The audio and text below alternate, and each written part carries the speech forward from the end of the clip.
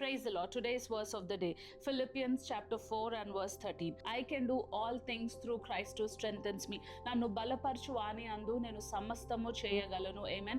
చాలా సార్లు when in our lives we have so many situations where we feel we cannot do it. చాలా సార్లు మన life ఏ రీతిగా ఉంటుందంటే అండి, మనం ఇది చేయలేమేమో అని మనకు అనిపిస్తుంది. ఎప్పుడైతే మనం ఆ సిచ్యువేషన్స్లో ఉంటామో we feel like we are totally drained. మన వల్ల అవ్వట్లేదు అని మనం అనుకుంటాం.